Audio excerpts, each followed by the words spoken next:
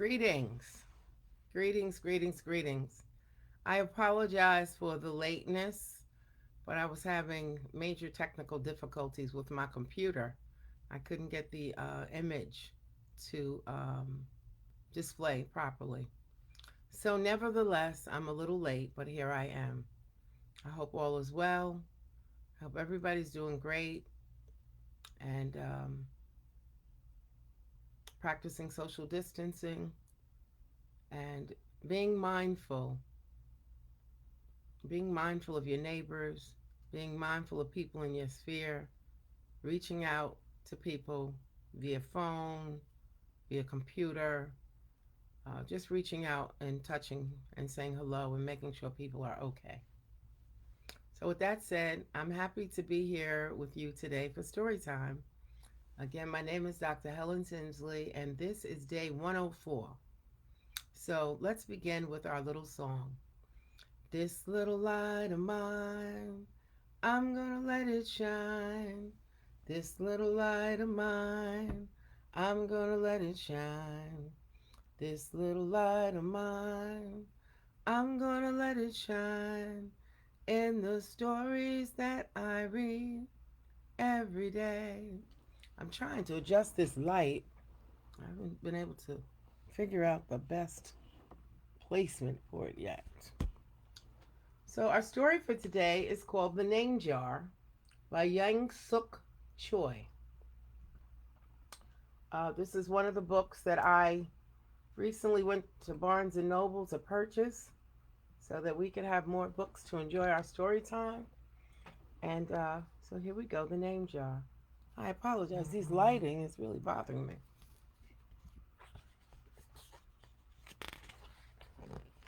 The Name Jar.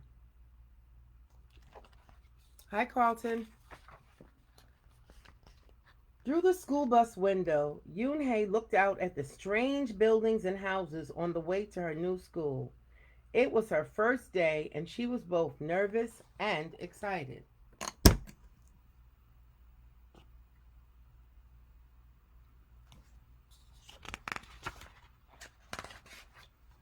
She fingered the little block of wood in her pocket and remembered leaving her grandfather at the airport in Korea.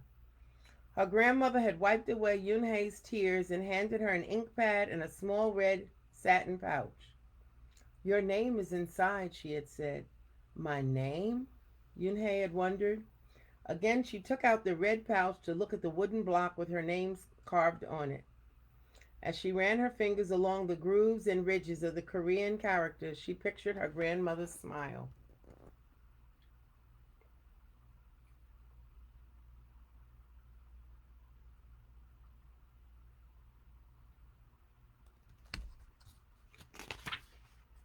Is that thing for show and tell? A boy asked Yoonhae, surprising her. Yoonhae looked up as more kids leaned over. No, it's mine, Yoonhae answered, quickly putting the pouch back in her pocket. Are you new here? What's your name? A girl asked.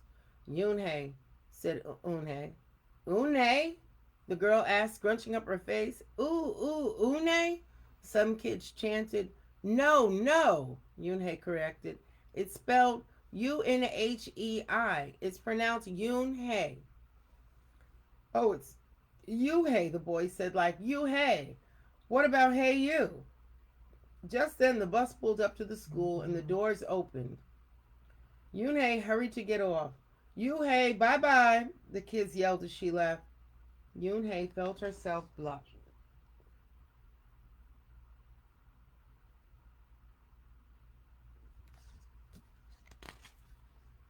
Yoonhae stood in the doorway of her new and noisy classroom. She was relieved that the kids on the bus had gone to other rooms, but her face still felt red. Aren't you going in? Asked a curly-haired boy with lots of dots on his face. You're the new girl, right? He asked cheerfully. Yoonhae nodded, and before she could walk away, the boy took her hand and pulled her through the door. Here's the new girl, he announced so loudly that the teacher, Mrs. Cockatoos, almost dropped her glasses. Mrs. Cockatoos thanked him and greeted Yoonhae. Please welcome our newest student, she said to the class. She and her family just arrived from Korea last week. Yoonhae smiled broadly, and tried not to show her nervousness. What's your name? Someone shouted. Yoonhei pictured the kids on the bus. I haven't picked one yet, she told the class, but I'll let you know by next week. As Mr. Cockatow shouldered to her desk, she felt many round, curious eyes on her. Why doesn't she have a name? She heard someone whisper. Maybe she robbed a bank in Korea and needs a new identity, a boy replied.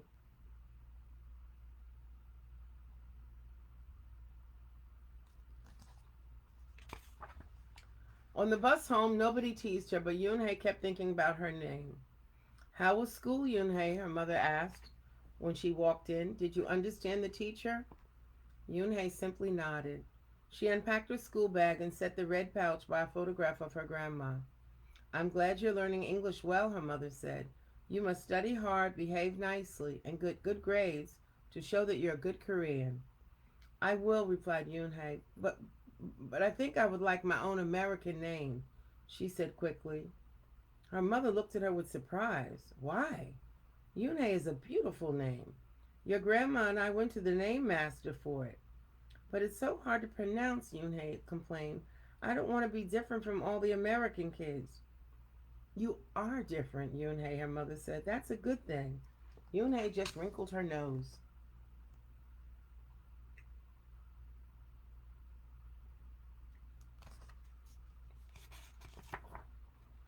Later that day, Yoonhei and her mother went grocery shopping in their new neighborhood.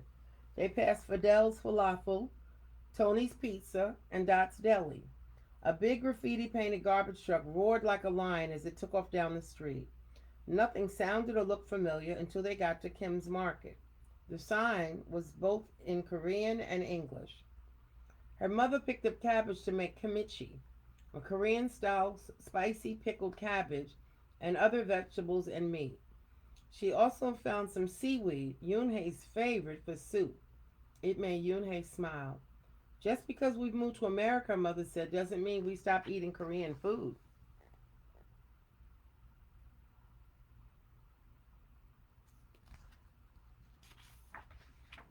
At the checkout counter, a friendly man smiled at Yoonhei. Helping your mother with the shopping, he asked. Yoonhei nodded. I'm Mr. Kim, he said, and what is your name? Yoonhei, she answered. Ah, what a beautiful name, he said. Doesn't it mean grace? Yoonhei nodded again. My mother and grandmother went to a name master for it, she told him. A graceful name for a graceful girl, Mr. Kim said as he put their groceries into bags. Welcome to the neighborhood, Yoonhei. That evening, Yoonhei stood in front of the bathroom mirror. Hi, my name is Amanda, she said cheerfully. Then she wrinkled her nose. Hi, my name is Laura. Maybe not. Her smile turned down. Nothing sounded right. Nothing felt right. I don't think American kids will like me, she worried as she began to brush her teeth. Hamane Shuzi, she said to the mirror with her mouth full of toothpaste.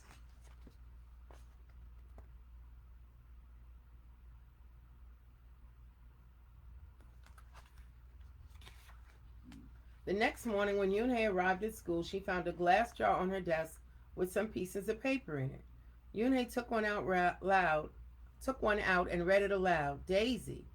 That's my baby sister's nickname, but she said you can use it if you want, said Cindy, who sat next to her. Tamela, she read. I got it from a storybook, said Nate. She was smart and brave.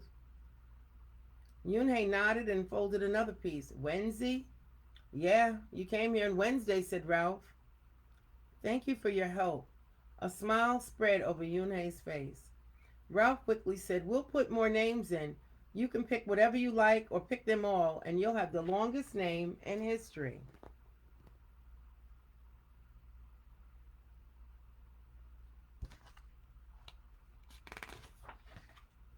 At 3 o'clock, the bell rang for the end of the school day. Yoonhei looked out the window and saw it was sprinkling. It's the same rain, she thought, but in a different place. She watched other kids leaving in groups. Hey, a familiar voice called out to her. Yoonhei turned around to see the curly-haired boy again. I'm Jelly, he said, and you? Don't you have any name? Yoonhei thought for a moment. Well, I can show you, she said, and took out the small red pouch. She pressed the wooden block on the ink pad and then stamped it on a piece of paper. This is my name stamp, she said. My grandma gave it to me. In Korea, I can use it as a signature when I open a bank account or write a letter. And whenever I miss my grandma, I use it to fill a piece of paper. Want to try it? She offered the stamp to Joey, and he carefully inked the stamp and pressed it hard on the paper. The red characters gleamed against the whiteness. Wow, that's beautiful, Joey said. Can I keep the paper? Sure, Yune said. And then the two of them shared her umbrella as they walked to the school bus.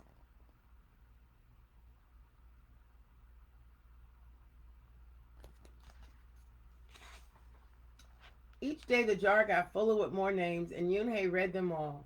She found a few names she liked: Miranda, Stella, Avery. They sounded interesting. I hope you choose the name I put in, Marco told her at snack time. I put in three more, said Ralph: Madison, Park, and Lex. They're my favorite street names. Maybe you should close your eyes and draw a name, Rosie suggested. Ralph frowned. That's silly. What if she doesn't like the name she draws? Well, we didn't get to choose our names when we were born, did we? Rosie argued. Everyone thought about this.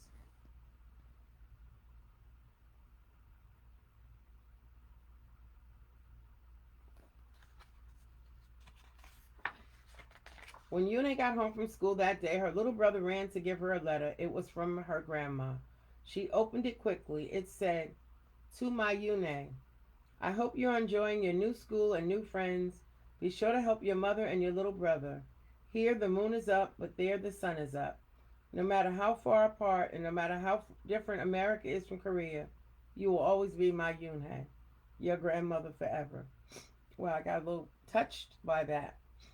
Yunhei took out her wooden stamp and filled the paper with it. She thought for a long time in front of the bathroom mirror.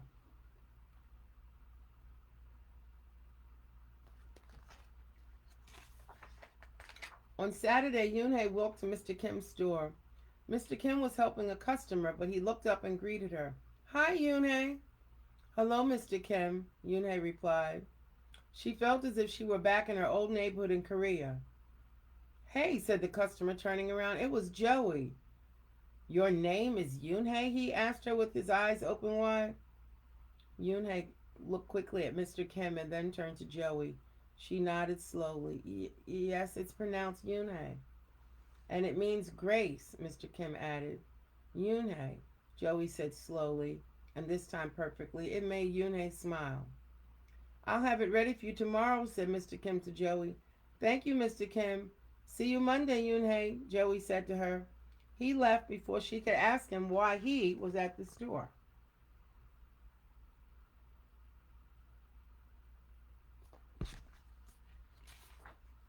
On Monday, Yunhei came to class early to look at the names one last time, but the jar wasn't on her desk. Instead, there was just a single piece of paper with the name on it. Yunhei slipped it in her pocket. Where's your name jar? Ralph asked as soon as he saw it was gone. I don't know, Yunhei said. It wasn't on Mr. Kakato's desk or on any other desk. And it wasn't on the counters or any of the shelves. As other kids arrived, they helped look. Soon Mr. Kakato's came in and Ralph shouted at him, The name jar is gone. The jar with all the names in it. Gone? Mr. Kakato's replied. With a look of concern, he asked Yunhei, Did you get a chance to read all the names? Yunhei nodded. She took a breath. I'm ready to introduce myself, she said.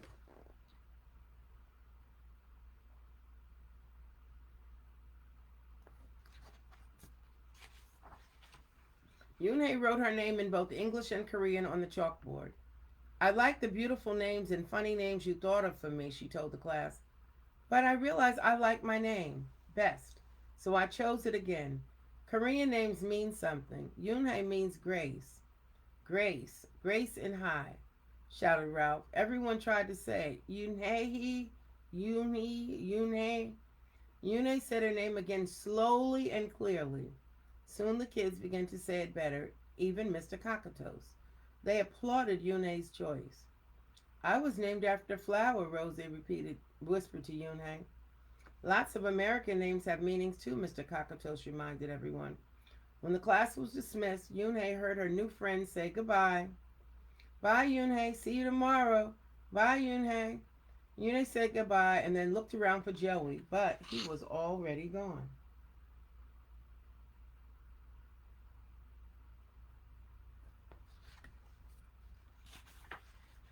Yoonhei, Yoonhei, come downstairs. Mother called up to Yoonhei. Your friend is here. Yoonhei rushed down to see who she meant. There stood Joey, and in his arms was the name jar. Where did you find it? Asked Yoonhei breathlessly. Joey looked embarrassed. Well, I took it, but only because I wanted you to keep your own name, and you did. He reached in and pulled out the names. Do you want to keep them? He asked. Thank you. I'll keep them as a souvenir, Yoonhei said happily. Then she pulled out the piece of paper from her pocket. Excuse me. Do you want this back? Joey grinned. You can keep it. I'll return the name jar to the class. Maybe you could put some Korean nicknames in it for us. Names with good meanings. I could do that, agreed Yoonhei. I've already got a Korean nickname, Joey said. Mr. Kim helped me choose it.